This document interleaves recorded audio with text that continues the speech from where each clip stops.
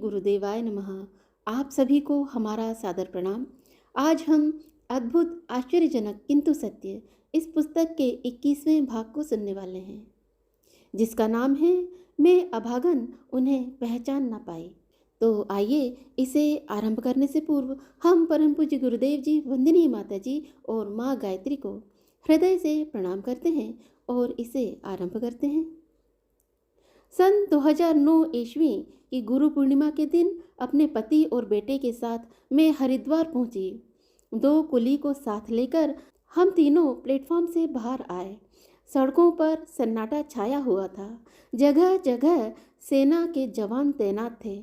हमारे बाहर निकलते ही सेना के एक गश्ती दल ने रोक कर कहा, शहर में धारा 144 लागू है। एक साथ 5 लोगों का घर से निकलना मना है। तुरंत वापस जाओ वरना गिरफ्तार कर लिए जाओगे। पर हमारा शांति कुंज पहुंचना बहुत जरूरी था। हमें अगले दिन से आरंभ होने वाले विशेष साधना के लिए उसी दिन संकल्प लेना था।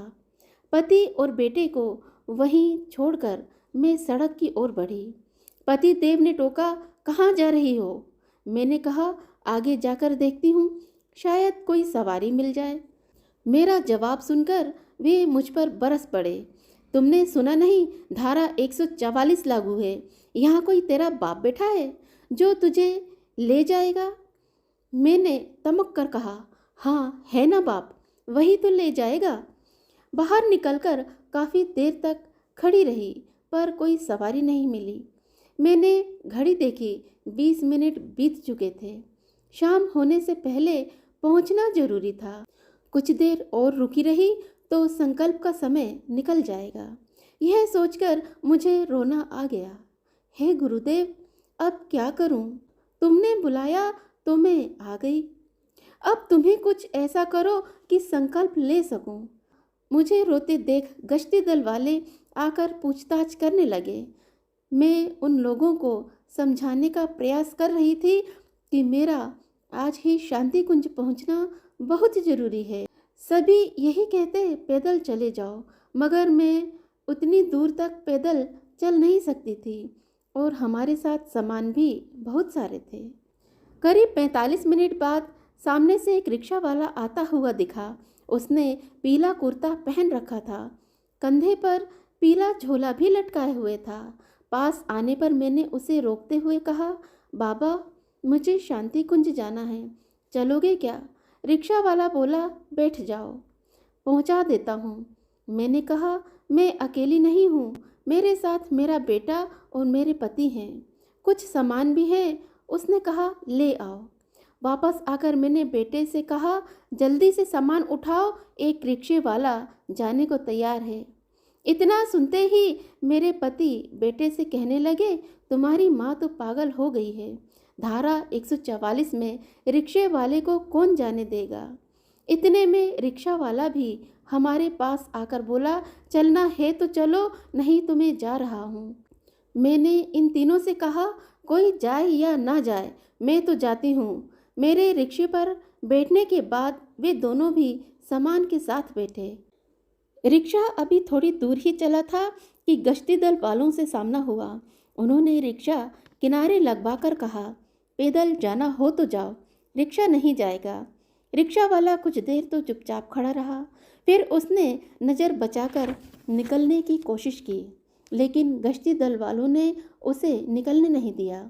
जब 3 बार ऐसा ही हुआ तो उसने सिपाहियों से कहा, अब तुम लोग हाँ कहो या ना कहो, मुझे तो इन्हें शांति कुंज ले ही जाना है। सिपाहियों ने अपनी मजबूरी बताते हुए कहा, बाबा हम तो नियम से बंधे हैं, यदि तुम्हें जाने दें तो साहब हमें सस्पेंड कर देंगे।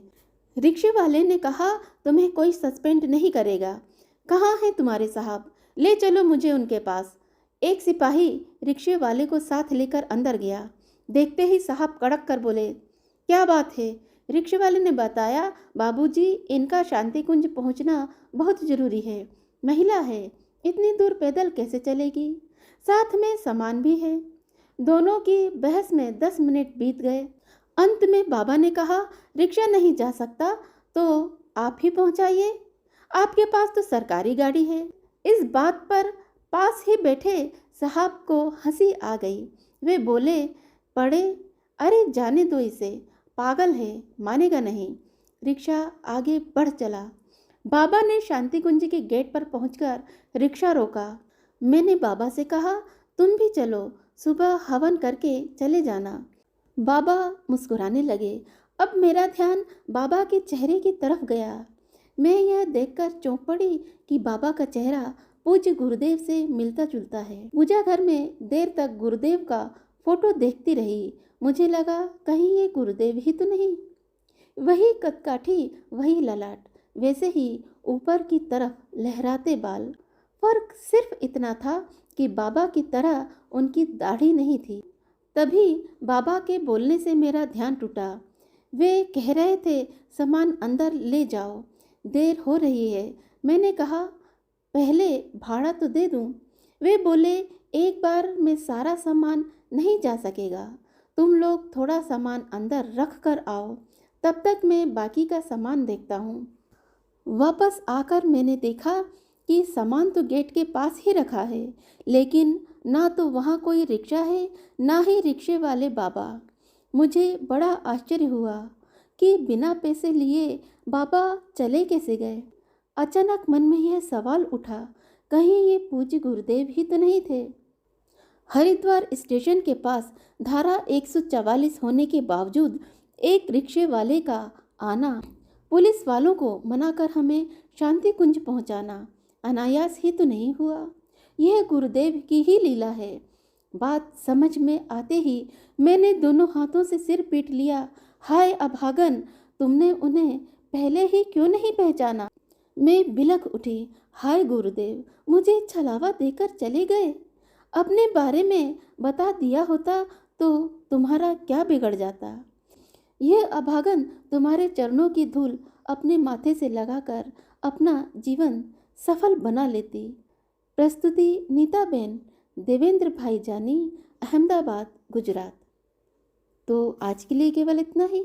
इसके आगे हम फिर मिलेंगे, फिर किसी अन्य वीडियो में। तब तक के लिए आप हमें आज्ञा दें। यदि इस अध्याय को पढ़ते समय मुझसे कहीं कोई भूल या चूक हो गई है, या फिर आपको किसी भी तरह की कोई असुविधा पहुंची है, तो उसके लिए भी आप हमें क्षमा कीजिएगा। यदि आपको मेरा ये चैनल पसंद आता है तो उसे आप लाइक करें, शेयर करें, सब्सक्राइब करें। साथ ही बेल आइकन को प्रेस करके ऑल पर क्लिक अवश्य करें, ताकि हमारे सारे ही नोटिफिकेशंस आपको समय पर उपलब्ध हो सकें। तो ऐसे हैं हमारे पूज्य गुरुदेव, हमारे पिता, हमारे गुरु। यदि एक बार भी उन्हें हम हृदय से पुकार लें, किसी भी विपत्ति में फंसे हों, वे तुरंत ही उसका समाधान करने के लिए हमारे निकट आ पहुँचते हैं। ऐसे पूज्य गुरुदेव को हम बार बार प्रणाम करते हैं। यदि आपको ये बात सुनने में कहीं भी कोई भावुकता से भरे हुए, प्रेम से भरे हुए अश्रु आपकी आंखों में आते हैं, तो हमें कमेंट करके अवश्य ही बतलाएं, क्योंकि प्रेम के अश्रु ऐसे होते हैं जो आनंद देते हैं। तो ऐसे आनंद से परिपूर्ण, ऐसे प्रेम से, ऐसे सद्भावना से परिपूर्ण अश्रु सभी को प्राप्त हों, ऐसी हम ईश्वर से, ऐसे गुरुदेव से, ऐसी माता जी से हम कामना करते हैं। तो इसी कामना के साथ में आज हम आप सभी से विदा लेते हैं। तो अगली वीडियो तक आने तक आप सभी को हमारा सादर प्रणाम।